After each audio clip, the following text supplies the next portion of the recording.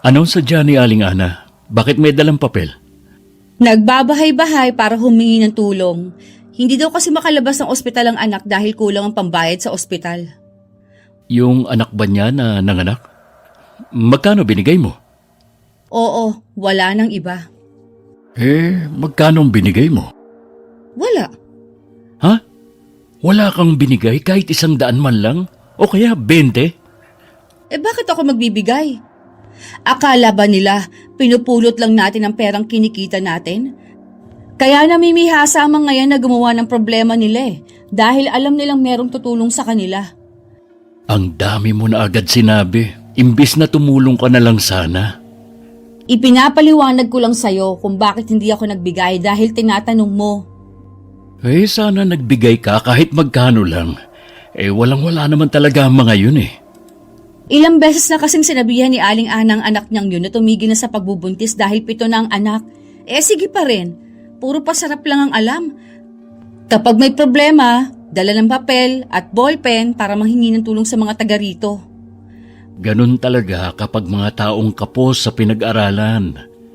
Hindi nila naiintindihan ang hirap ng buhay.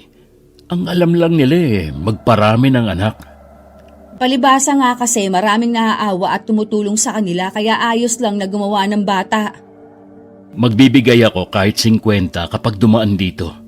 Baka isipin naman nila may bigasan tayo pero hindi man lang nagbigay kahit magkano.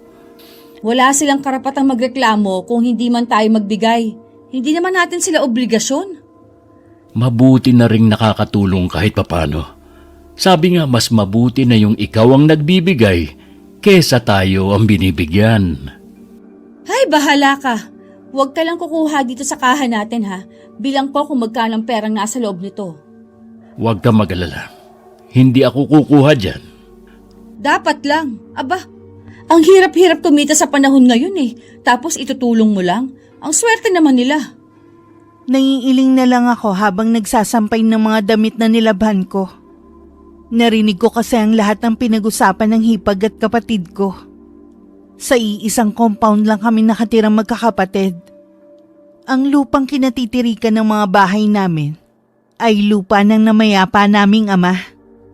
Naririnig ko yata ang boses ni Sally. May kaaway ba siya? Wala po. Kausap lang po niya si Kuya Roger.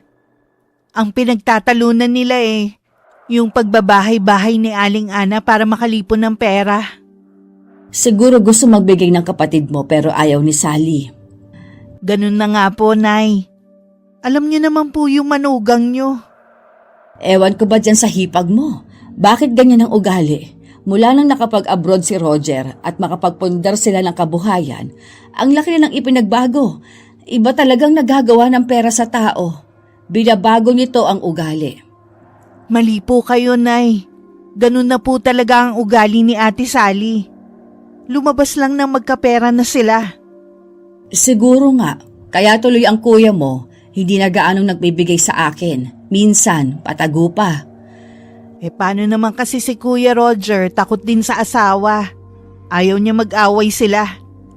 Lagi na lang ding tuloy laman ang tsismisan yung si Sally. Wala naman po siyang pakialam kung pag-usapan man siya ng mga tao Ang importante sa kanya marami siyang pera.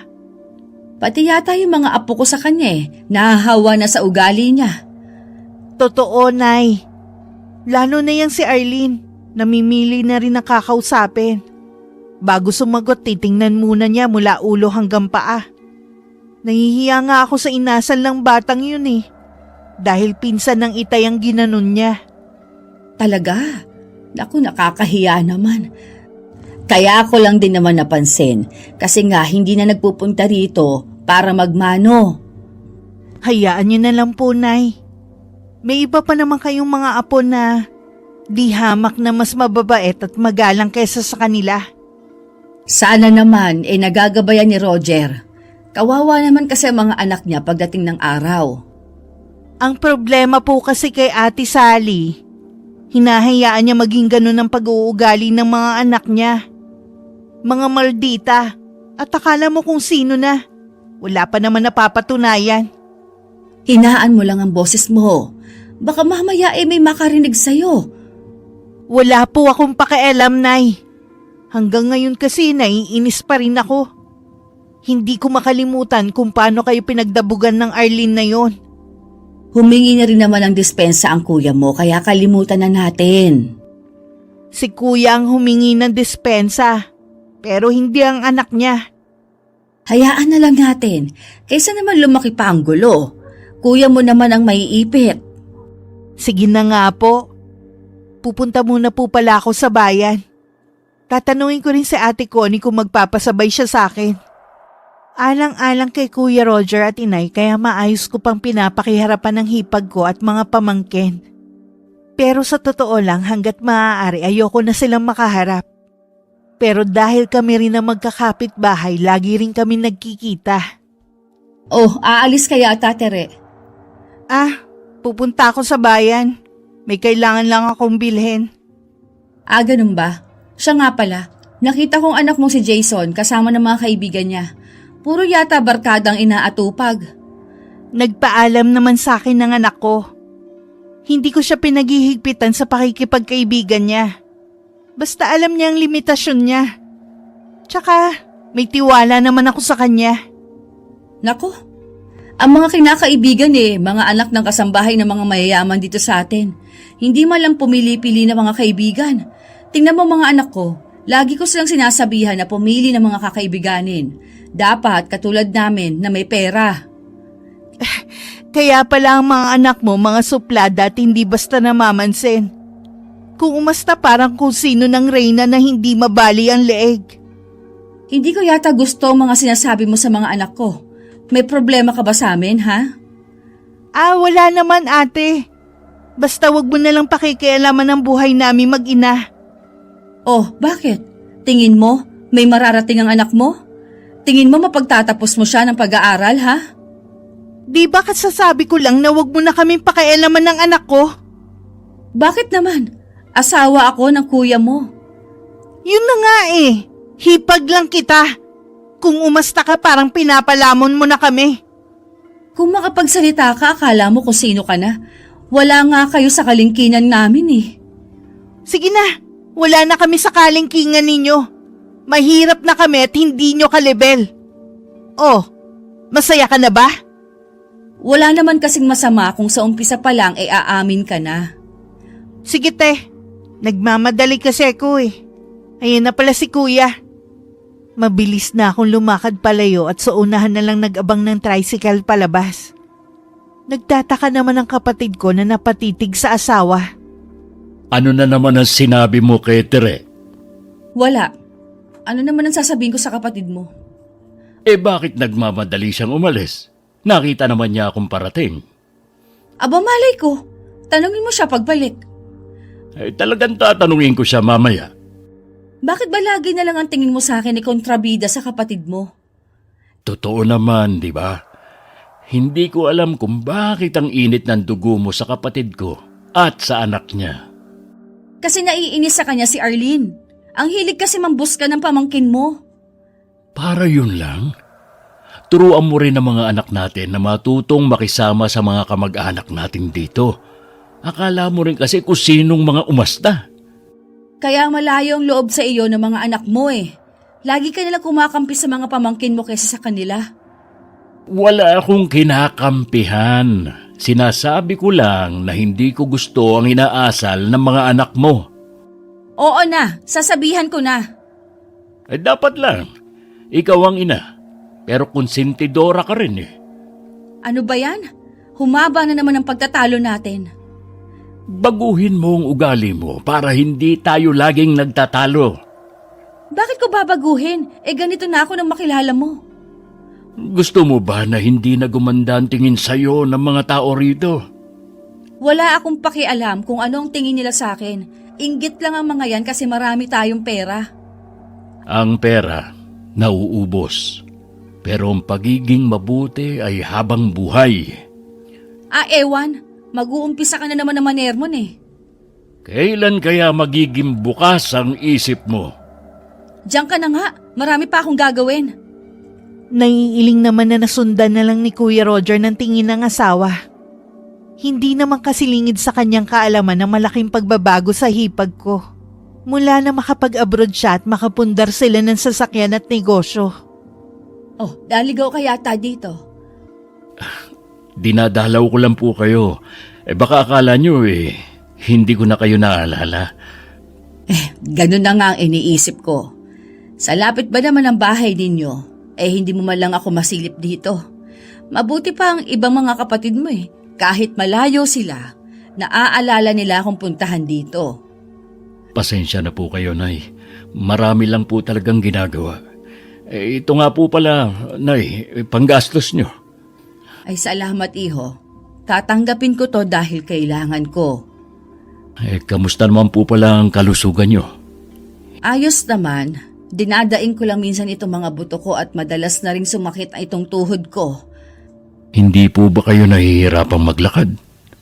Minsan, lalo na kapag malamig ang panahon. May binibili naman sa akin ng mga herbal si Tere. Mas hiyang sa akin kaysa uminom ako ng tableta. Kaya naman nagpapasalamat ako sa mga ibinibigay ninyo magkakapatid sa akin.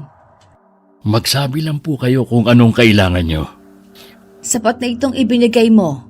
Ayoko naman na abusuhin ka o kahit sino sa inyo magkakapatid. Huwag po kayong magsalita ng ganyan. Obligasyon po namin yon dahil mahal namin kayo. Ayoko lang din kasi na akong simulan ang pagkakagalit ninyong mag-asawa. Huwag niyo pong pansinin si Sally. Ganun lang po talaga yun. At saka, pera ko naman po ang binibigay ko sa inyo. Maiba nga pala ako. Kumusta ang mga anak mo? Hindi na kasi sila dumadalaw dito Medyo abala lang po sa pag-aaral yung dalawang bata. Minsan po papupuntahin ko rito. Baka kasi may tampo sila sa akin o kaya sa tiya Tere nila. Tama lang po na pagsabihan sila. Ayoko na lumaki sila na walang takot at walang respeto sa mga nakatatanda sa kanila. Salamat anak. At kahit malayo nang narating mo hindi mo pa rin nakakalimutan ang mga pangaral namin ng itay mo.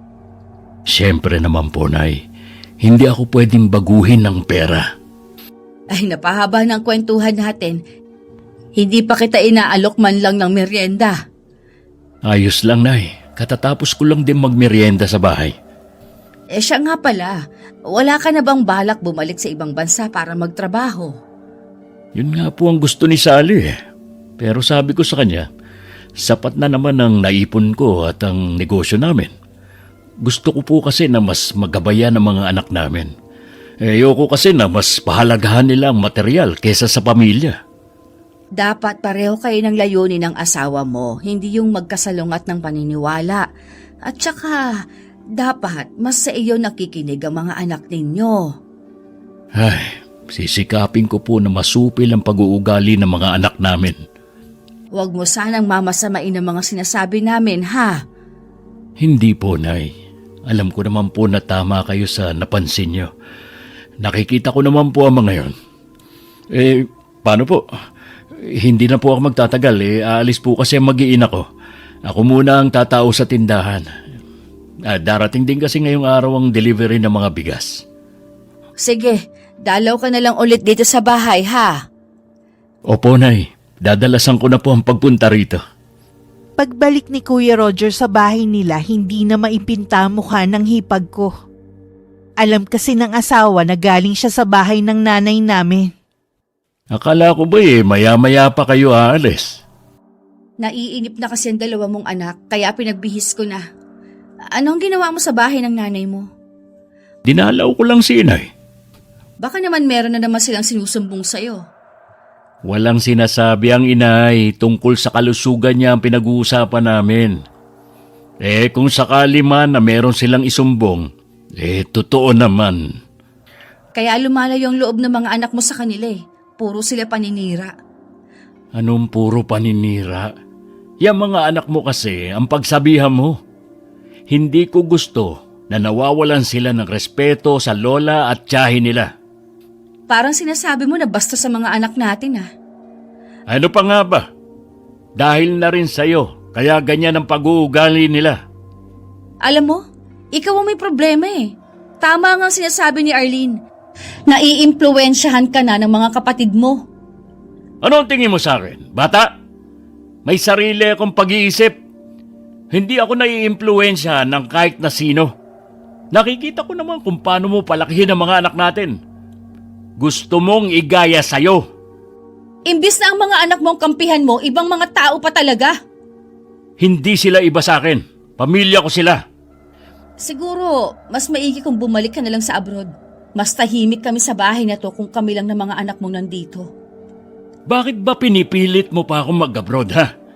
Sinabi ko naman sa'yo na ayoko na. Talaga bang seryoso ka sa sinasabi mo? Paano si Arlene? Sa isang taon, mag-aaral siya sa kolehiyo. O bakit? May pera naman tayong pampaaral sa kanya. Para makatipid, sa public school na lang siya pumasok. Pareho lang naman yun. Ano na lang ang sasabihin ng mga taga rito kapag sa public mo papapasukin ang anak natin? Huwag mong iisipin ang sasabihin ng ibang tao. Dahil hindi naman silang gagasto sa pag-aaral ng anak natin. Basta hindi ako papayag. Di ikaw ang gumasto sa anak mo. Akala mo yata ganun kadali ang magpaaral sa college. Buwisit talaga sa bahay na to. Tara na nga mga anak. Lihim pa nagpasalamat si Kuya Roger na makaalis sa mag-iina. Kahit ilang oras lang makakaranas ng katahimikan ng bahay na yon. Ilang sandali pa, pumunta na lang siya sa tindahan nila ng mga bigas.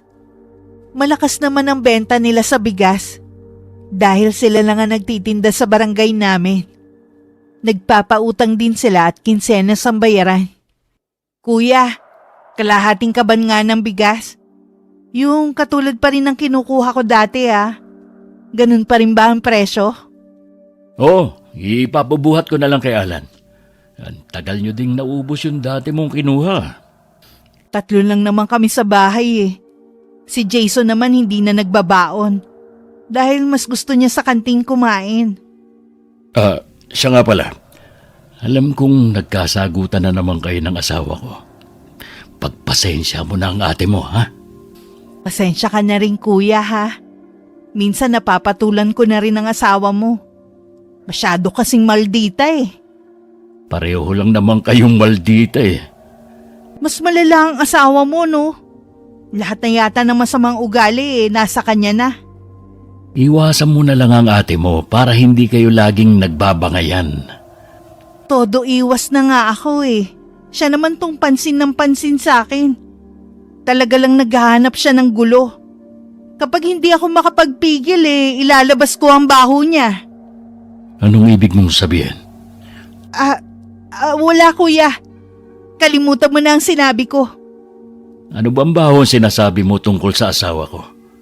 May alam ka ba sa kanya na ayaw mong sabihin sa akin? Ay, tungkol lang sa ugali ng asawa mo sa ibang tao. Siguro alam mo na yun. Yun lang ba talaga? Oo naman. Malalaman mo rin ang iba pa niyang ginagawa. Lalo na sa mga tao niyo dito sa bigasan niyo. Hindi ka ba nagtataka kung bakit walang tumatagal? Alam ko naman yun. Kaya nga mula ngayon, ako na nga hawak nitong bigasan namin. O paano kuya? Uwi muna ako Pagluluto pa kasi ko Ipadala mo na lang kay Alan yung bigas. Pagdating niya, ipapasunod ko na lang.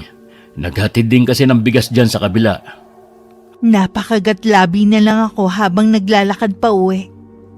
Muntik na kasi kung madulas kanina. Pero kung sakali man na magkagipitan, hindi ako magdadalawang isip na ipagtapat kay kuya ang nalalaman ko. Kanina ko pa napapansing tulala ka dyan. Iniisip mo pa rin ba ang alitan ninyo ni Sally? Matagal ko na putong tinatago sa dibdib ko, Nay. Ngayon dahil sa ginagawa ni Ate Sally, baka hindi na ako makapagtimpi. Ano ba ang sinasabi mo dyan, Meron po kasi kung alam na sikreto ni Ate Sally. Iniisip ko lang po si Kuya Roger. Kaya mas pinili kong itikom muna ang bibig ko. Anong sikreto yon? Bakit hindi mo yata binabanggit yan sa akin? Ayoko po kasi magkagulo tayo Kaya nga lang ngayon nakakagalit na ang mag-inang yun. Total naman naumpisahan mo na. Sabihin mo na ang sikretong yon. Sige po, Nay. Karapatan niyo ring malaman.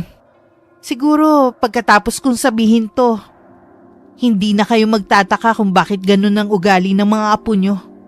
Kung bakit hindi nila nakuha sa atin ang mga ugali nila. Pinapakaba mo naman ako eh. Bilisan mo. Sabihin mo na. Hindi po mga anak ni Kuya Roger sina Arlene at Ella. Ano ka mo? Totoo ba yan? Paano mo nalaman? Aksidente ko lang pong nalaman. Narinig kong nag-uusap si Ate Sally at Gaston. Pilit pinapaamin nung lalaki ang magaling niyong manugang kung anak niya si Arlene. Umamin naman ang makiring babaeng yun. Pero kumpare nila si Gaston. Magkaibigan din sila ni Roger mula nung nag-aaral sila. Kaya nga po nakakakulo ng dugo eh. Paano nilang nagawang pagtaksila ng kapatid mo? Mga walang kahihiyan. Nung una hindi ako naniniwala. Pero habang lumalaki si Arlene, nagiging kamukha na ni Gaston. Pati kulay niya, nakuha niya sa kanyang ama. Pati ba si Ella? Hindi po sigurado si Ate Sally. Pero kamukha rin niya si Gaston. Kaya ipagpalagay na natin na anak niya pareho ang dalawang yun. Masasaktan ng kuya mo oras na malaman niya ito. Kaya nga po eh. Matagal na panahon ko rin itong kinimkim. Ngayon alam niyo na kung bakit gano'n na lang ang reaksyon ko tuwing sinasabihan niya ako na walang asawa. Minahal ko pa naman ang dalawang yon sa kabila ng mga ugali. Dahil akala ko, mga tunay kong apo. Hindi naman po kailangan magbago ang pakikitungo niyo sa kanila. Dahil lang sa natuklasan niyo. Nagagalit lang naman ako sa kanila dahil sa ginagawa nilang pambabastos sa inyo. Hindi ko alam. Sa ngayon, itago na muna natin ito. Pero kailangan pa rin natin itong sabihin sa kuya mo balang araw. Kukuha lang po ako ng tamang tiyempo. Oras na malaman ni Kuya Roger ang baho ng asawa niya. Tingnan ko lang kung makakapagyabang pa siya. Mula nang malaman ni Inay ang tungkol sa sikreto ni Ate Sally, napansin kong kahit nakikita niya ang dalawang bata, hindi na niya pinapansin. Kahit na magdala ng lutong ulam sa amin, hindi man lang niya binate. Tuluyan na nga sigurong lumayo ang loob niya sa kanila. Alam mo ba, pinadalhan ko ng ulam ang nanay mo kanina. Sabi ng magkapatid, hindi daw sila pinansin ng lola nila. Ha? Imposible naman. Alam mo namang magiliw ang inay sa mga anak natin. Kita mo nga minsan, kapag ilang araw nang hindi nakikita pumupunta pa ang inay dito. Nagtataka nga daw ang magkapatid sa inasal ng inay mo. Imbis na magmano tuloy sila, hindi na lang daw sila lumapit. Baka wala lang sa mood ang inay. Matanda na kasi at marami nang nararamdaman sa katawan yun. Alam mo naman na ayokong binabaliwala ang mga anak natin. Palalaki mo na naman. Napakaliit na bagay lang Anong maliit na bagay?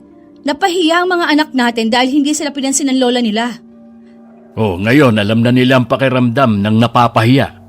Mas higit pa doon ang naramdaman ng lola nila ng pagbagsakan ni Arlene ng pinto. Tapos na yan. Bakit kailangan pang ungkatin?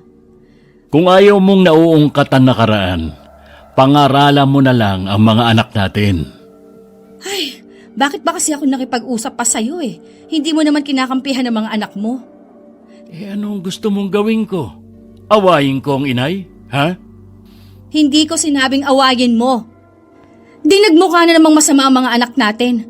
Sana kasi, pagsabihan mo ang nanay mo, tumatandang paurong Ikaw ang tumatandang paurong. Lahat na lang kasi ng sumbong ng mga anak natin. Gusto mo, may aksyon agad. Hindi mo na lang palampasin. Lola naman nila yun Hindi na naman batang paslit ang mga yan. Lalo na si Arlene. Parang hindi maintindihan ng lola nila. Sige na nga, tama ka na. Kami na ng mga anak mong laging mali. Ay naku, sumasakit ang ulo ko sa'yo. Diyan ka na nga. Saan ka pupunta? Malapit na tayong maghapunan. Roger! Tuloy-tuloy lang lumabas ng bahay nila si Kuya. At hindi na pinansin ang pagtawag ng asawa. Tamang-tama naman ang isa niyang kumpare, nagyayayang uminom sila. Kaya naman pinagbigyan na niya. Nasa kalagitnaan na sila ng pag-iinom nang dumating naman si Gaston. Walang kamalay-malay si kuya na ang kaharap niya ang pumipendeho sa kanya. Ano bang pinagkakaabalahan mo ngayon, pare? Sa bahay lang ako, pre. Hatid sundo sa 2 anak kong nag-aaral. At minsan, hinahatid ko rin sa trabaho yung panganay ko. Ang misis mo ba wala pang balak na umuwi rito sa atin? Pumirma pa nga ng kontrata eh. Tinaasan kasi siya ng sahod ng amo niya. Dapat nga pauwi na siya, kaya lang nanghihinayang din siya 2 taong pagtatrabaho. Sa bagay nga, kung malaki nga naman ang sahod niya manghihinayang nga talaga yun si Mare. Eh ikaw pare, wala ka na bang balak sumampa sa barko? Wala na, pare. Mukha lang masarap ang buhay sa barko, pero napakahirap. Muntik na nga akong hindi makabalik ng buhay sa pamilya ko Bakit naman? Sa barko kasi, hindi talaga maiiwasan yung mga nakakaalitan. Muntik na akong ihagis sa dagat. Mabuti na lang, may nakakita sa nangyari. Kaya tinapos ko na lang ang kontrata ko at hindi na uli pumirma ng bago. Mahirap nga yung ganun. Maaga kagad mabibiyuda ang misis mo. Tsaka naisip ko na lumalaki yung mga anak namin na wala ako sa tabi nila. Ayokong ang pahalagahan lang nila ay material na bagay. Sa bagay nga, tama ka dyan pare. Sa isang taon may kunahiyo ka na rin pala, no? Oo. Sabi ko kay Sally sa public na lang papasukin. Parehong ayaw ng mag-ina. Bakit naman kasi sa public? Kung kaya mo naman pag-aralin sa private. Nagiging practical lang kasi ako. Paano kung ayaw ni Sally? Hindi kasi sa lahat ng oras siya ang masusunod. Sa pagkakataong ito, makikipagmatigasan ako sa kanya. Baka mamaya pag-awayin niyo pa ang bagay na yan. Sa maraming pagkakataon, lagi siyang nasusunod. Pues, hindi na ngayon. Mukhang lasing ka. Kung ano-ano na kasi sinasabi mo. Hindi pa naman, pre. Pero wala akong balak magpakalasing ngayon. Maya-maya uuwi na rin ako. Kung ganun sasabay na ako sa'yo. Isa lang naman ang daan natin Nang maubos nga ang isang bote ng alak, nagpaalam na rin si Kuya Roger sa kaibigan. Sumabay na rin sa kanya ang kaibigang si Gaston. Kinabukasan nakita namin ng inay na umalis si Ate Sally. Kaya nagkaroon ng pagkakataon si Kuya na pumunta sa bahay. Saan pupunta ang asawa mo at nakapustura pa? Meron lang daw pong pupuntahan na binyag. Bakit hindi ka sumama kung binyag pala?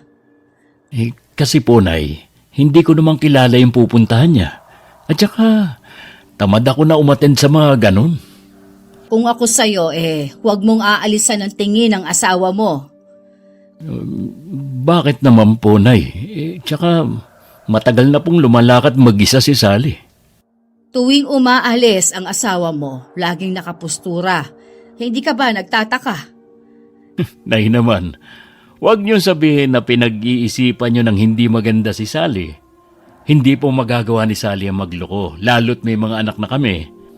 Alam ko po na galit kayo sa kanya, pero sana naman po huwag namang umabot sa pag-iisipan niyo siya ng hindi maganda. Nagpapaalala lang ako sa'yo, iho. Nabalitaan mo na siguro yung nangyari kay Ben. Nabalitaan ko nga po yung nangyari sa kanila ng asawa niya. Nakakagulat nga po Akala mo kung sinong mahinhin yung babae. Tuwing linggo, lagi pang nasa simbahan. Yun pala, may sikretong malupit. Anong nakakatawa? Masyado kasi kayong seryoso Hindi naman porke ginawa ng asawa ni Ben, gagawin na rin ni Sally o ng ibang babae. Oo nga naman, Nay. Malay niyo naman hindi yun kasama sa ugali ng asawa ni Kuya. Maiba nga pala ako. Kaya ako nandito Naalala ko malapit na ang birthday ng inay. Gusto ko sana maghanda. Pwede naman, Kuya. Mag-ambag na lang tayong magkakapatid. Kahit na. Makita ko lang kayong kumpleto sa araw na yon, masaya na ako. Nay, ilang birthday nyo rin na wala ako. Gusto ko sana maghanda na nandito ako sa tabi nyo. Kahit simple lang pong handaan. Oo nga, Nay. Minsan lang sa isang taon kayo magba-birthday eh. Kayo na nga ang bahala. Ayoko lang nung sobrang garbo, ha? Matanda naman na ako para ipaghanda pa. Oh, ikaw nang bahala, Tere ha. Sabihin mo lang kung magkano ang ambagan natin magkakapatid. Sige kuya, sasabihan kita agad kapag nakausap ko na ang mga kapatid natin. Sandali pa kami nag-usap ni kuya tungkol sa birthday ng inay. Nang makaalis siya, kinausap ko naman ng masinsina ng inay tungkol sa mga sinabi niya kanina. Naisip ko kasi na karapatan ng kuya mo na malaman ng katotohanan kahit masaktan pa siya. Kesa naman sa habang buhay siyang lokohin ng hipag mo. Nandun na nga po tayo, Nay, pero paano natin sasabihin sa kanya? Ako nga po ilang beses ko nang tinangkang sabihin nun, pero pinangungunahan ako ng takot ko. Sumasagi din sa akin na paano kapag hindi naniwala sa akin si kuya. Wala po tayong pinangahawakang ebidensya. Ikakailalang yun ni Ate Sally at baka tayo pa ang lumabas na masama.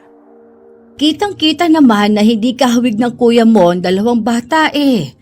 Ang lakas ng dugo ng Gaston na yon. Sang-ayon naman po ako na dapat malaman ni kuya. Pero kailangan po muna natin pag-isipan kung paano natin sasabihin sa kanya. Sigurado po kasi na malaking gulo to. Pagkatapos ng kaarawan ko, sa ayaw at sa gusto mo, sasabihin ko na sa kapatid mo.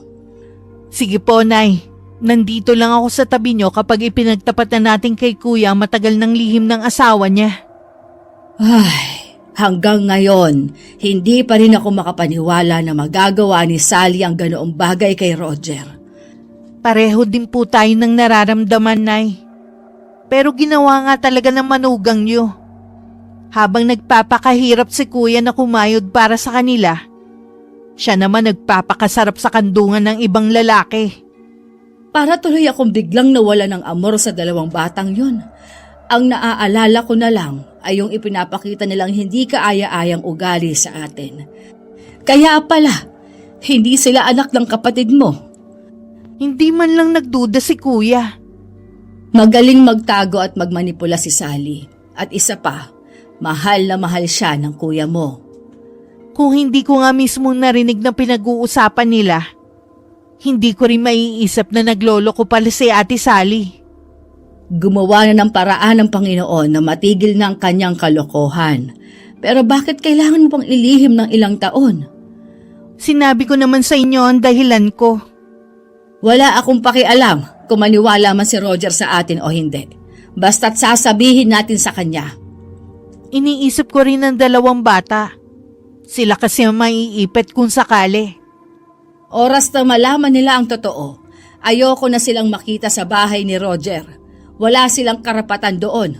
Higit sa lahat, sa perang pinaghirapan ng kapatid mo. Nang mga oras na yun habang magkausap kami ng inay, nagtatalo rin pala ang mag-asawa. Tutol kasi si Ate Sally sa plano ng kapatid ko na mag-ambag para sa birthday ng nanay namin. Wala naman ako nakikitang masama kung mag-aambag ako. Lahat naman kami magkakapatid mag-aambagan sa birthday ng inay. Hayaan mo na lang ang mga kapatid mo. Yung perang ibibigay mo, itabi mo na lang para sa pag-aaral ni Arlene. May budget ako para sa pag-aaral ng mga anak natin. Iba ang bibigay ko sa nanay ko. Basta. Huwag ka magbibigay sa nanay mo. Sino bang nagsuggest niyan? Si Tereba? Hayaan mo siya na gumastos para sa birthday ng nanay niya. Ako ang nagsabi na maghanda para kay nanay. Minsan lang naman sa isang taon eh. Lagi naman siyang pinaghahanda ng mga kapatid mo, kaya hayaan mo na sila. Ilang taon din na hindi ko kasama ang inay sa mahalagang araw niya. Kaya gusto ko, maghanda siya na nandito ako. Mahirap ba namang intindihin yun? Ay ewan, kaartehan lang naman yan eh. Bakit niyo pa paghahandaan eh? Matanda na rin naman ang nanay niyo. Huwag na tayong magtalo pa. Pera ko naman tong gagastusin ko eh. Huwag mong kalilimutan, mag-asawa tayo kaya pera ko rin yan. Pues, hindi mo ako mapipigilan sa bala kong gawin. Talaga bang sinusubukan mo na ako, ha? Dati naman, sinusunod mo lahat ng sinasabi ko sa'yo, ah. Bakit ngayon nagmamatigas ka na? Bakit? Wala ba akong boses sa bahay niya ito? Hindi ba ako pwedeng magdesisyon? Ang gusto ko lang naman unahin mo ang pamilya natin, hindi ibang tao. Nanay ko yun, hindi ibang tao. Sige, unahin mong nanay mo kaysa sa aming mga anak mo. Intindihin mo naman, minsan lang to. Wala akong pakialam. Ganyan ba talaga ang tunay mong ugali? Ang sama mo! Ngayon ako nang masama sa paningin mo? Kami ng mga anak mo? Palibhasa kasi, nagpapa-impluwensya ka nga talaga sa pamilya mo. Nahawa ka na sa ugali nila. Bakit ba ang sama ng tingin mo sa pamilya ko, ha? Hindi ka naman nila pinapakitaan ng masama mula noon, ah. Dahil ba sa napagsabihan lang ang mga anak natin, kaya ka nagkakaganyan? Para din sa kanila yun. Nandito ako para pangaralan ng mga anak natin. Wala silang karapatan ni pagalitan sila. Kaya naman pala lumalaking sutil ang mga anak natin Dahil na rin sa'yo. Mababait ang mga anak natin. Ayaw lang nilang pinakikialaman sila. Hindi mo ba naiisip, ha? Kapag nagkaroon ng emergency dito sa bahay at pareho tayong wala, sa tingin mo, kanino sila lalapit? Natural sa mga kamag-anak natin dito. Kaya hindi tama na ituring nilang iba ang lola nila at mga kapatid ko. Dahil napapagod na si Kuya Roger sa pakikipagtalo sa asawa, tinalikuran na lang niya ang babae. Si Ate Sally naman nagingit-ngit ang kalooban na sumugod sa bahay namin. Ate, may kailangan ka? Nandyan bang nanay? Nandito ako. Tumuloy ka, Sally. Mukhang mahalaga ang sadya mo, ah. Ngayon ka lang kasi ulit nagpunta dito. Dahil po sa inyo, nag-aaway kami ni Roger. Teka nga lang, ano naman ang kinalaman ng inay sa pag-aaway niyo? Hayaan mo siyang magsalita, Tere. Gusto pala ni Roger na mag-ambag sa birthday ninyo. Siya naman itong mapilit Hindi kasi ako sang-ayon sa kanya. Sabi ko, itabi na lang ang pera niya para sa pag-aaral ni Arlene sa college. Sa isang taon pa namang magkukoleyo ang anak mo Ang birthday ng inay minsan lang sa isang taon. Tsaka, hindi lang naman si kuya mag-aambag pati kami. Wala akong nakikitang masama sa plano ni Kuya Roger. Ang gusto ko lang kasi unahin niya ang mga anak namin at hindi ibang tao. Lalo na ngayon, wala na siyang trabaho. Baka dumating ang araw na magipit kami dahil lagi niya kayong inuuna. Hindi ibang tao ang inay. Kung tumulong man ng kuya, nasa kanya na yon. Wala kang karapatan na pangunahan siya sa desisyon niya. Mag-asawa kami kaya may pakialam ako sa desisyon niya at lalo na sa pera niya. Hindi mo yun maiintindihan, Tere, dahil wala ka namang asawa. Ang kapal naman ng mukha mo na tawaging asawa. Kasama ba sa pagiging asawa yung habang naghahanap buhay ang asawa? Lumalandi naman sa ibang lalaki. Anong ibig mong sabihin? Oh, bigla ka yatang namutla dyan. Alam na namin, matagal mo ng lihim. Anong lihim? Hindi ko alam ang sinasabi ninyo. Siguro, pagkatapos itong gagawin ko sa'yo, hindi ka na magkakaila. Nay! Bakit ninyo ako sinampal? Kulang pa yan sa ginawa mo sa anak ko. Hindi ko alam ang sinasabi ninyo. Sasabihin ko kay Roger ang ginawa ninyong to sa akin. Sige, sabihin mo sa kanya. Magsumbong ka. Hindi ako natatakot sa'yo para malaman na rin niya ang baho mo. Wala po akong alam sa mga sinasabi ninyo.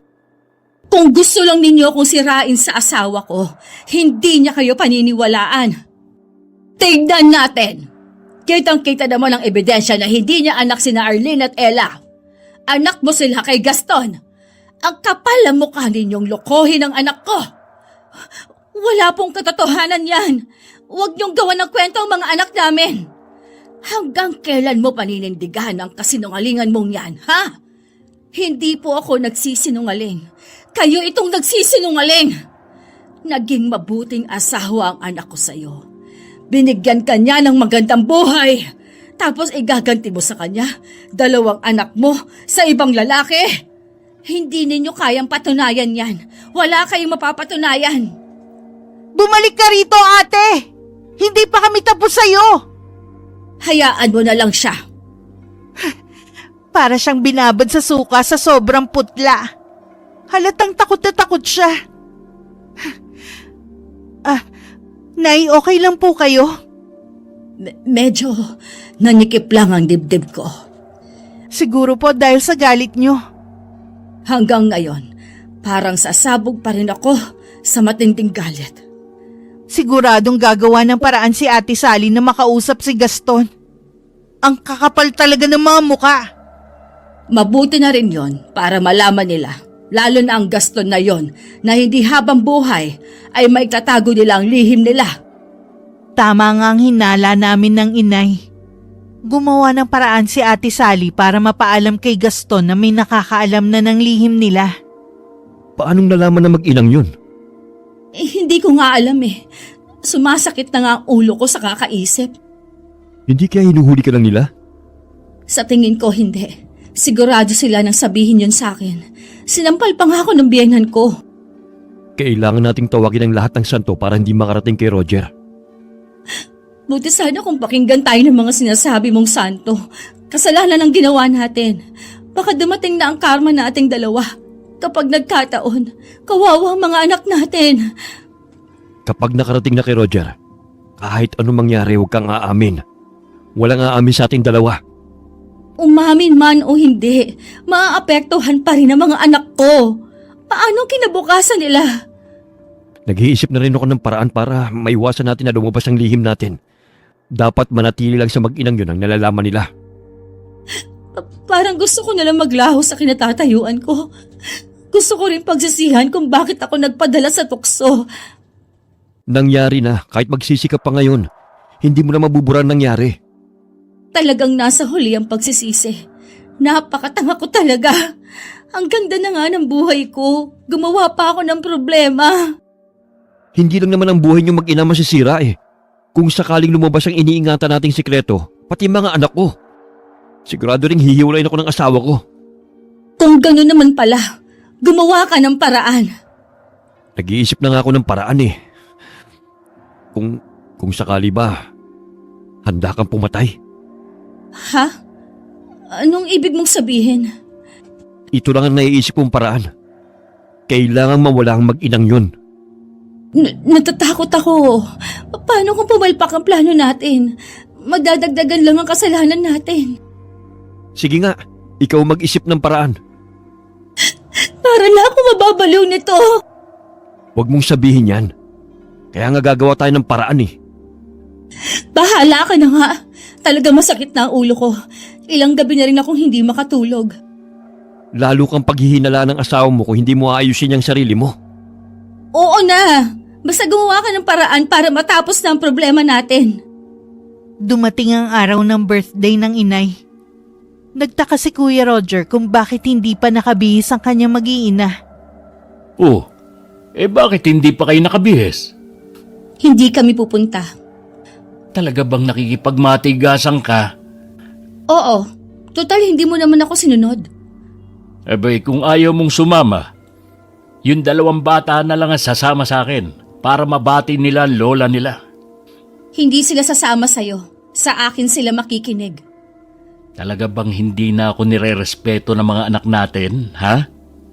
Kasalanan mo rin kasi kung bakit walang amor sa'yo ang mga anak natin. Ngayon, alam ko na kung kanino nagmana mga batang yan. Mas gugustuhin ko na rin yon kaysa na makuha ng mga anak natin ang ugali ng pamilya mo. Sige lang, patunayan mo palalo na masama talaga ang ugali mo. Pati tuloy mga anak mo, nasasabihan na rin ng hindi maganda. Inggit lang ang mga yon dahil ang mga anak natin, hindi katulad ng mga kabataan sa tabi-tabi. Sa mga sinasabi mo, sana wag bumalik sa'yo. Mabuti pa, umalis ka na. Huwag mo na kaming intindihin. Hindi naman kami mahalaga sa'yo eh. Anong hindi? Kayo itong ayaw sumama. Akala nyo ba hindi kayo hahanapin dun? Kung talagang pinahahalagahan mo kami, susunod ka sa akin. At isa pa, ayaw ko rin makipagplastikan sa mga kapatid mo. Lahat na lang sa mga kapatid ko. Kalaban mo. Kahit wala namang ginagawa sa'yo. Umalis ka na nga Ang dami mo pang sinasabi. Naiiling naman si Kuya Roger na umalis na lang. Pagdating sa bahay, naroon na lahat ng kapatid namin at mga pamilya nila. Nagtataka naman si Kuya dahil ni isa walang nagtanong kung nasa ng kanyang mag-iina. Hindi tuloy niya maiwasang magtampo sa amin. Naging masaya naman ang selebrasyon ng kaarawan ng inay. Malalim na rin ang gabi na magsiuwian ng mga kapatid ko sa kanilang bahay. Kinabukasan, maaga pa lang nasa amin na si Kuya Roger. Ang aga mo naman, Kuya. Parang hindi ka napuyat kagabi ah. Ganito naman ako lagi eh. Kahit anong puyat, maaga pa rin nagigising. Oo nga pala. Bakit hindi pumunta ang mag-iina mo kagabi? Ay, hindi ko mapilit pumunta eh. Huwag mo na lang babanggitin kay inay ha. Tutol kasi si Sally na magbigay ako sa birthday ni inay. Alam naman namin yun ng inay. Sumugod dito sa bahay ang asawa mo. Kung ano-ano ang mga sinabi niya sa nanay natin. Ang babaeng yun talaga.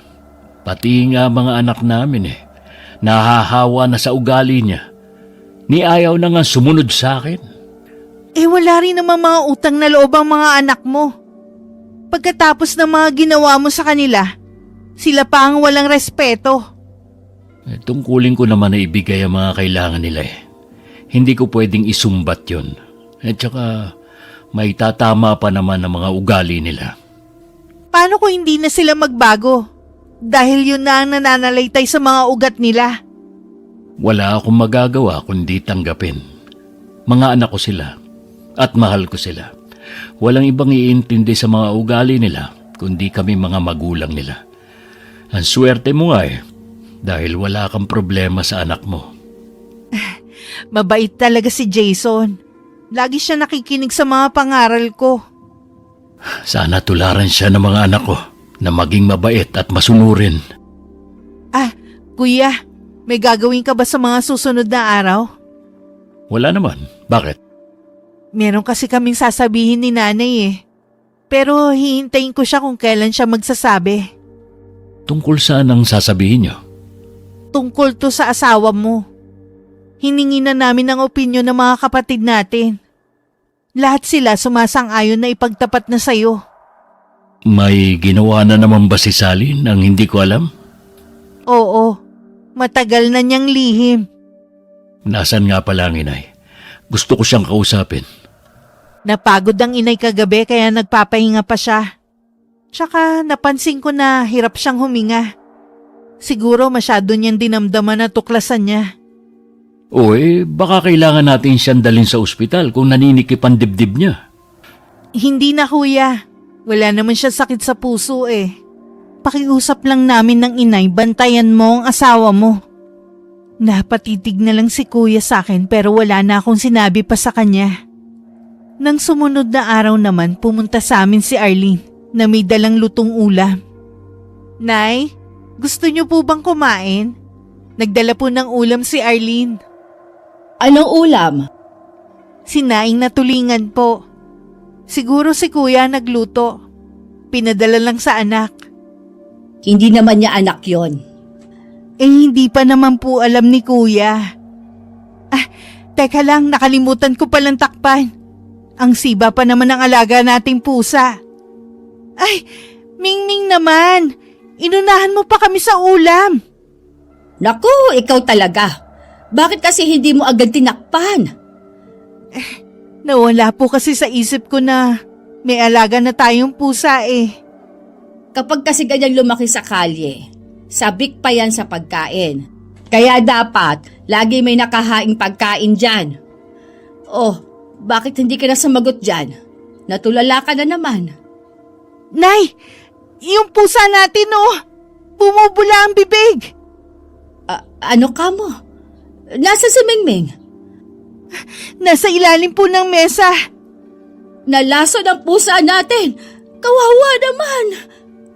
Yung ulam lang naman po ang kinain niya eh, bago bumula ang bibig niya. Kung ganon, may laso ng ibinigay na ulam sa atin. Mukhang gusto tayong lasunin na mag-iinang yun. Paano nila nagawa ang bagay na ito?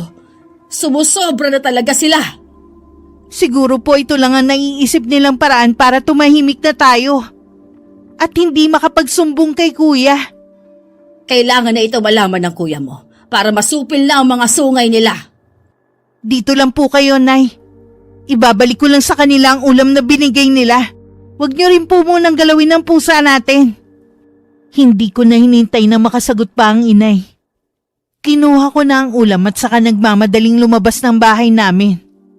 Naabutan ko pang nagtatawanan ng mag-ina. Pabagsak kong inilagay sa mesa ang plato. Sabay pa silang napalingon at nahinto sa pagtawa. O bakit parang nakakita kayo ng multo? Heto na ang ulam nyo. Sa labas ka na muna, Arlene. Hanapin mo ang kapatid mo. Baka kung saan-saan na naman yung nagsusuot, mag-uusap lang kami ng tita mo. Bakit kailangan mo siya palabasin?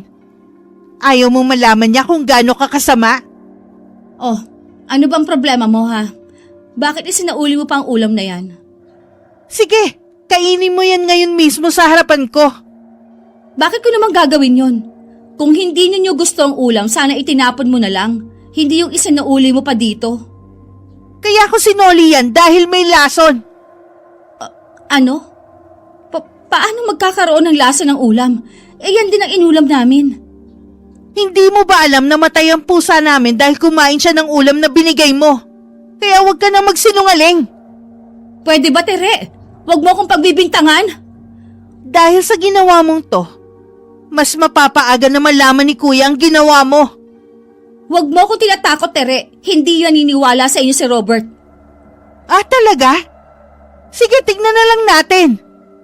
Saan ka pupunta, ha? Mag-usap muna tayo. Nakikita ko ang takot sa mga mata mo at panginginig sa boses mo. Alam ko natatakot ka na rin pero ang yabang mo pa rin. Nakikiusap ako sa'yo, Tere.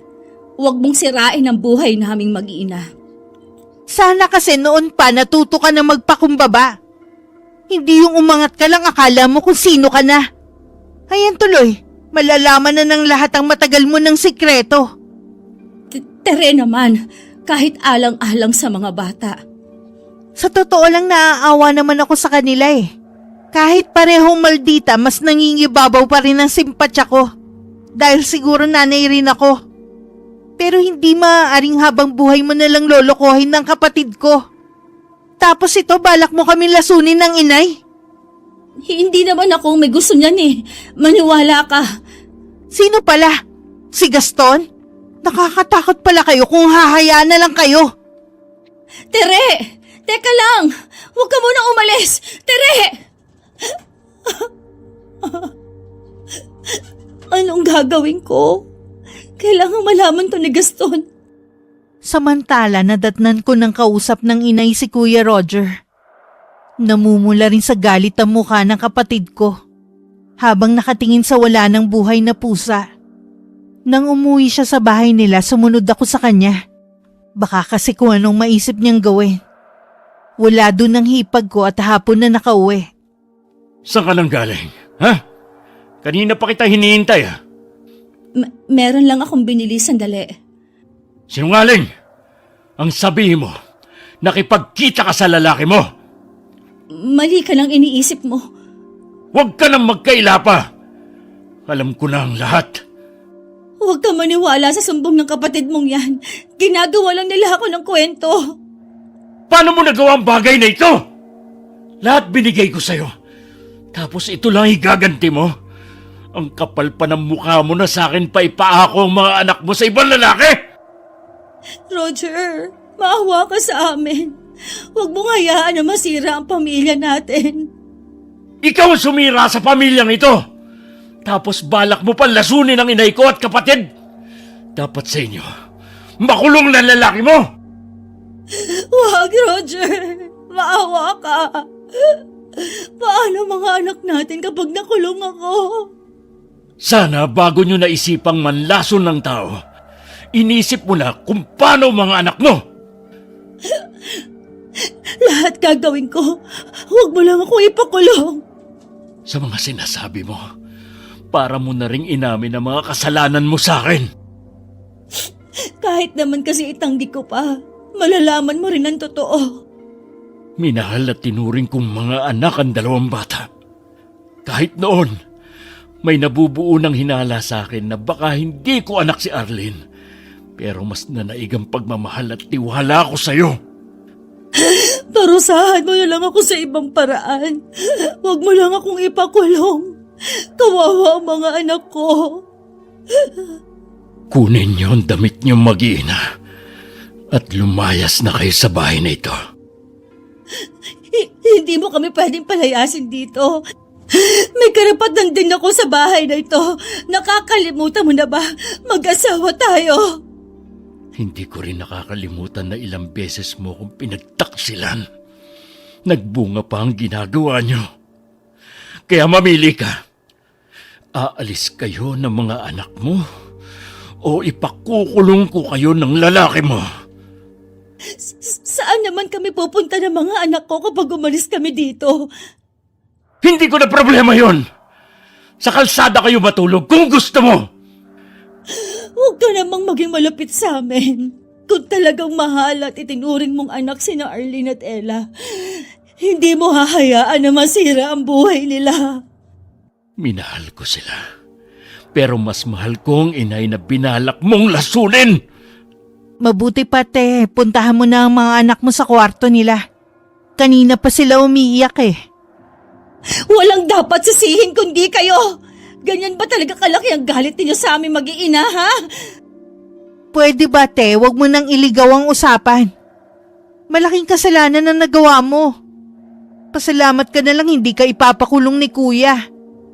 Mabuti na rin na umalis na kayo dito. Hindi rin kami matatahimik kung nandito kayo. Baka kung ano pang balakin nyo sa amin eh. Aalis kami. Pero hindi ako papayag na hindi kayo magbayad sa ginawa ninyong ito sa amin. Hindi ako madaling magpatawad sa mga taong nagkakasala sa akin. Kahit ang dalawang dalagita matalimang titig sa amin ni kuya habang palabas ng bahay dala ang kanilang gamit. Napapailing na lang talaga ako. Ni hindi man lang nagpaalam o nagpasalamat sa'yo. Kahit ba hindi ka nila tunay na ama, sana naman tumanaw sila ng utang na loob. Ano pa ba ang aasahan mo sa mga anak ni Gaston? Ayos ka lang ba, kuya? Kung gusto mo sa bahay ka na lang muna. Ayos lang ako dito sa bahay. Kailangan ko ring asikasuhin ang bigasan. Hindi ko pwedeng iasa yon sa mga tauhan lang. Talaga bang hindi mo ipapakulong si Ate Sally at Gaston? Naaawa kasi ako kina Arlene at Ella. Hindi ko maatim na mawalan sila ng ina. Gusto ko nga sanang paiwan sila dito kanina. Pero alam ko, sasama pa rin sila sa nanay nila. Sana naman may matuluyan sila. Nakakaawa naman kasi kahit papano. Walang dapat sisihin sa nangyayari sa kanila, kundi si Sally. Nag-aalala rin ako sa mga sinabi niya. Sa kabila na kasalanan naman niya, siya pa talaga may ganang magbanta. Mayabang lang siya, pero wala naman na siyang magagawa. O paano kuya, uuwi muna ako sa amin ha? Punta ka na lang doon kapag gusto mo makipagkwentuhan. Tandaan mo, lagi kami nandito ng inay. Oo, kapag hindi ako abala, pupunta ako sa inyo. Mula nung palayasin sina Ate Sally, wala na kaming balita sa kanila. Ang nakarating sa aming balita ay ang biglang pag-uwi ng asawa ni Gaston. Pinalayas na rin daw ang lalaki sa bahay nila dahil sa ginawa. Naisip ko tuloy na baka magkasama na sila ng hipag ko. Dahil sa kahiyan na tinamo at sakit ng kalooban na baling tuloy ang atensyon ni kuya sa alak. Para hindi mapabayaan ang negosyo niyang bigasan, ako muna ang nag-asikaso. Kawawa naman ng kapatid mo. Kanina ba kumain siya? Opo, Nay. Pinilit ko siyang kumain dahil alam ko na iinom na naman siya ng alak. Grabe ang ginawang perwisyo ng babaeng yon sa kuya mo. Hindi ko talaga siya mapapatawad. Ganon din po ako. Oo nga pala, Nay. Sabi ni Jason hindi na raw pumapasok ang magkapatid. Di po ba iisang eskwelahan lang ang pinapasukan nila? Ganun ba? Ibig bang sabihin nun, hindi na sila pinapasok ni Sally? Ganon na nga po siguro. Baka po tuluyan na silang nagpakalayo-layo. Imposible po kasi na patigilin sila ni Ate Sally sa pag-aaral. May pera pa naman siya. Bigla tuloy akong naawa sa dalawang dalagita. Kasalanan naman kasi ng nanay nila kung bakit nagkaganon ang buhay nila ngayon. Alam na yon ng kapatid mo? Ayaw niya po kasing pag-usapan, kaya hindi ko pa nababanggit. Ay, wala tayong magagawa kundi ang ipagdasal na lang sila. Hindi naman nila kasalanan ang ginawa ng kanilang mga magulang. Lagi naman po silang kasama sa mga dasal ko. Kahit nga po si Jason naaawa sa kanila. Nagpapatulong nga siya sa mga kaklase para mahanap ang magkapatid. Gusto raw niya kasing bigyan ng konting tulong. Maganda ang naging pagpapalaki mo sa anak mo sa kabila na wala siyang ama sa kanyang tabi. Minsan po yata namamana rin ang ugali Kahit kasi naghiwalay na kami ng ama niya. Mabait naman po yun. Siguro nga, iha. Nang mga oras na yon, nagtatalo naman sina Ate Sally at Gaston. Tama nga ang hinala ko na baka magkasama sila. Kasalukuyan silang nasa lumang bahay ng mga magulang ng lalaki. Mas maganda pa yung inalisan natin. Itong bahay na to, mukhang pinamamahayan na ng mga maligno. Sabi ko naman sa'yo, bahay to ng mga magulang ko. Matagal nang wala nakatira dito kaya ganito itsura. Hindi ba pwede umupa na lang ng medyo disenteng bahay? Hindi kami tatagal ang mga anak ko dito. Kailangan natin maging praktikal ngayon kaysa maubos ang pera natin. Kasalanan lahat to ng mag-inang yun Hindi ako papayag na hindi makaganti sa kanila.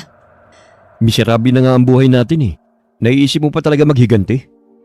Kung hindi man kami makabalik sa dati naming buhay, mabuti pang maging miserable na rin ang buhay ni Roger para maging amanos na kami. Ano naman ang gagawin mo, ha? Bibigyan ko ng matinding karamdaman si Roger hanggang sa maubos ang kanyang pera sa pagpapagamot sa sakit na walang lunas. Hindi kita maintindihan. Paano mo naman gagawin yun? Sa pamamagitan ng barang. Ha? Barang? May alam ka sa pambabarang? Oo, natutunan ko to sa yumao kong ina. Nang makilala ko si Roger, kinalimutan ko na ang bagay na yon. Pero dahil sa ginawa niya, ibabalik ko itong muli at sa kanya ko gagamitin. Hindi maganda yung pinaplano mo. Hindi mo ba alam? Pwede mo malik sa yung barang kapag nabigo kang ipataw yun sa biktima mo? Alam ko naman yun. Sinisiguro ko sa'yo na hindi ako mabibigo. Sinubukan pang muling pigilan ni Gaston ang hipag ko sa masama niyang plano. Pero desidido na ang babae sa kanyang balak. Nabalot na kasi na matinding galit ang puso niya. Nang tulog na ang dalawang anak, lumabas siya ng bahay. At doon nagsagawa ng orasyon.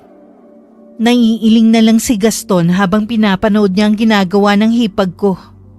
Sa ngalan ng prinsipe ng kadiliman, na siyang makapangyarihan sa kailaliman ng lupa, maging dito sa lupa, bigyan mo ko ng sapat na lakas at kapangyarihan para sa sumpang igagawad ko sa aking asawa, kapalit ng aking kaluluwa. Humayo kayo mga alaga kong insekto. Manirahan kayo sa loob ng katawan ng taong labis kong kinasusuklaman. Humayo kayo!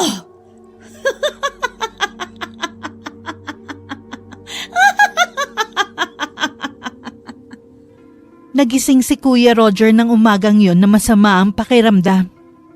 Nagulat din siya dahil biglang lumaki ang tiyan niya. Pakiramdam din niya merong gumagalaw sa loob ng tiyan niya at pilit na gustong lumabas. Hindi maipinta ang mukha niya sa sakit na nararamdaman nang pumunta sa amin. Hindi ko alam kung anong nangyayari sa akin. Basta paggising ko, ang sama ng pakiramdam ko.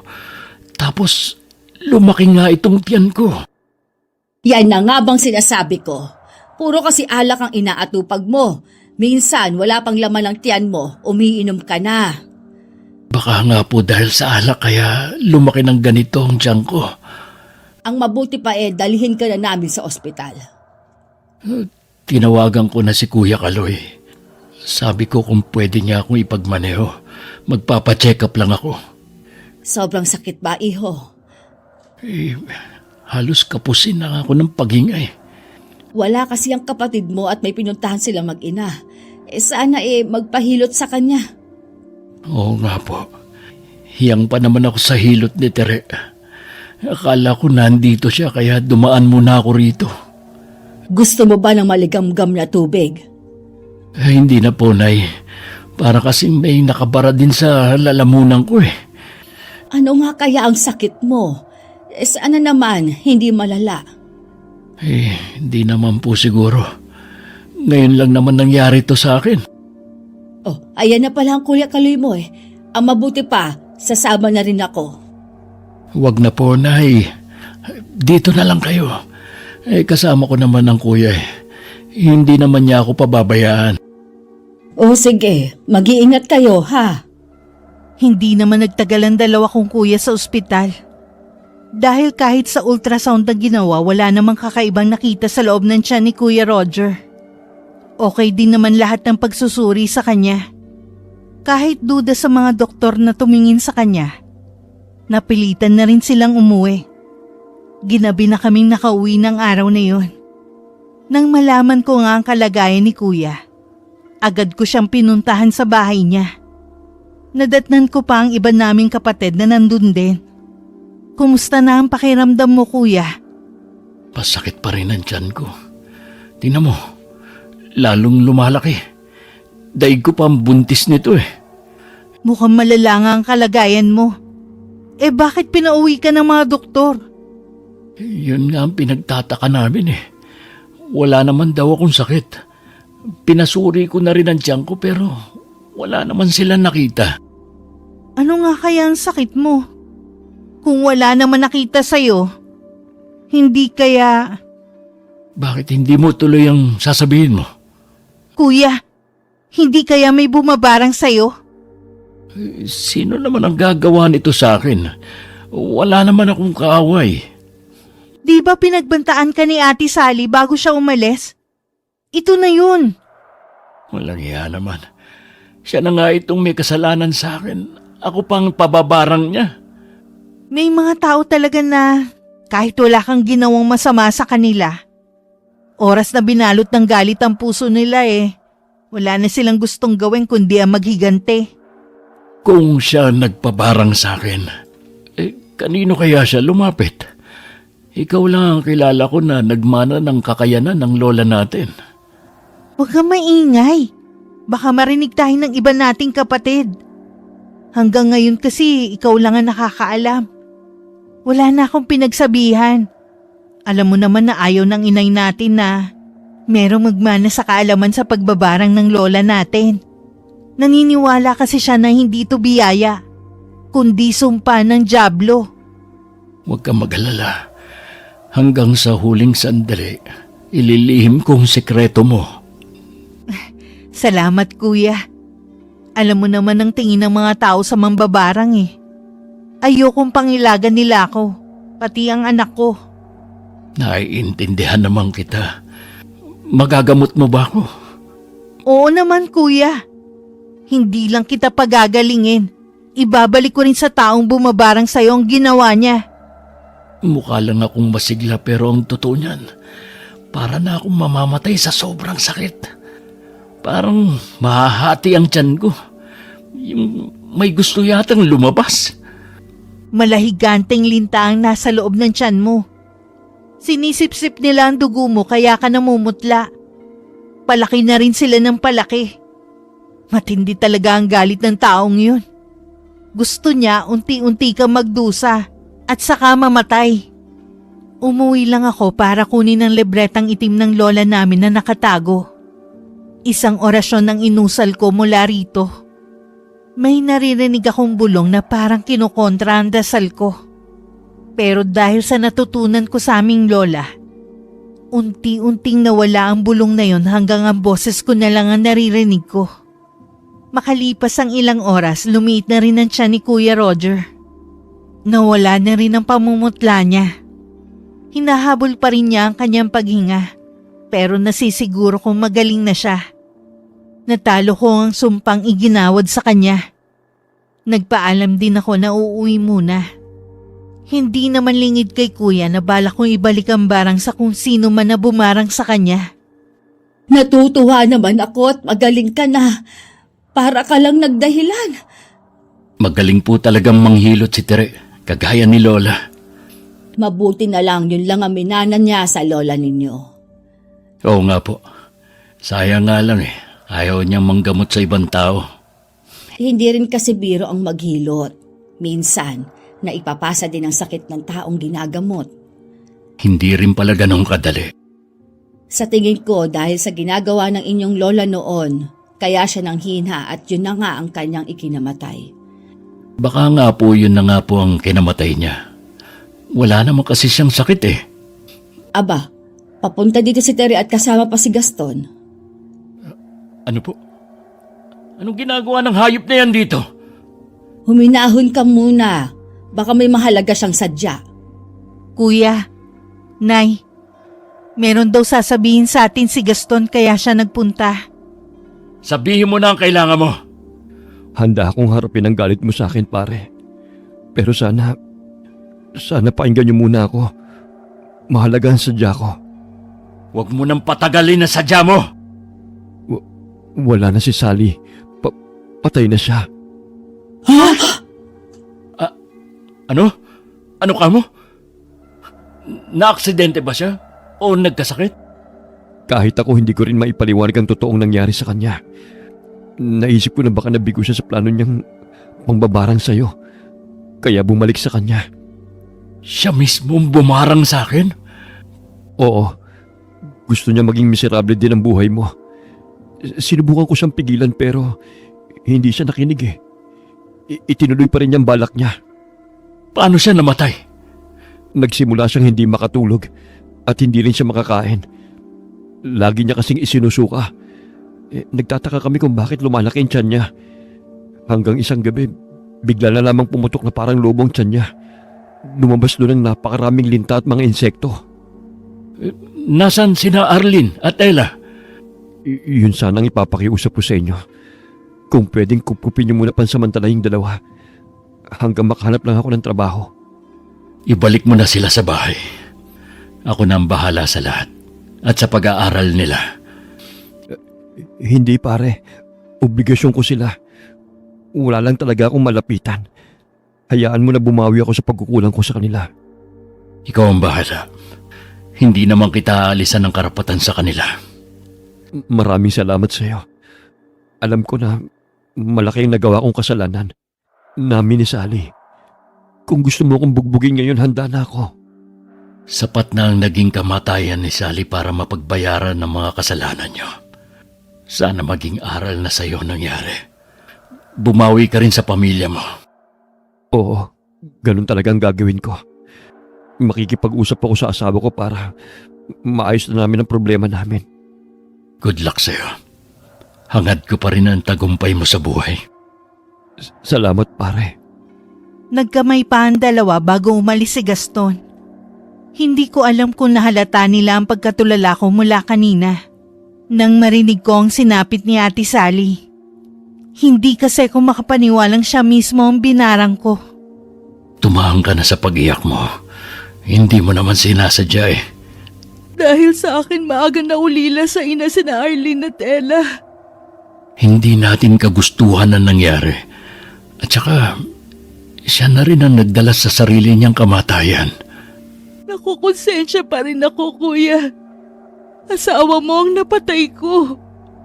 Kagaya ng paglilihim natin sa kakayanan mo sa pagbabarang, kailangan din nating itago na ikaw ang nakapatay kay Sally. Oo, kuya. Dadalhin ko sa sariling hukay ang lihim na to. Siguro, inadya na rin na mangyari yon para matapos na ang kanyang kasamaan. Hindi ko pa rin maiwasang maawa sa magkapatid. Pwede ka namang maging pangalawang ina nila. Alam ko na mas magiging mabuti kang ina kesa kay Sally. Oo, kuya. Lahat gagawin ko para mapalapit ako sa kanila. Pupunan ko ang pagkawala ng kanilang ina. Ganyan dapat. Mamaya, ihahatid na ni Gaston ang magkapatid. Sana, kuya. Sa pagbabalik nila sa atin maging mabuting bata na sila. Tiyak yun. Lalo't wala nang masamang impluensya sa kanila. Kung magsalita ka, kuya, parang hindi ka apektado sa pagkamatay ng asawa mo. Apektado rin siyempre. Nalulungkot din ako sa biglaan niyang pagkawala. Pero natanggap ko rin agad nang malaman ko ang ginawa niya sa akin. Kaya kung ako sa'yo, kalimutan mo na ang nangyari. Oo, kuya. Mabuti pa abangan na natin ang pagdating ng dalawa. Hindi naging madali na mahuli ang loob ni na Arlene at Ella. Sa tulong na rin ng anak kong si Jason, lumambot rin ang puso nila sa amin. Sa loob lang ng ilang buwan, naging malapit na sila sa amin ng inay. Sa kabila na hindi namin sila kadugo, itinuring pa rin namin silang kapamilya. May mga gabing binabagabag pa rin ako dahil sa nagawa ko kay Ate Sally. Pero laging dasal ang aking sandata. Ang pinakamabisa at makapangyarihan sa lahat. Wakas. Anong sadya ni Aling Ana? Bakit may dalang papel?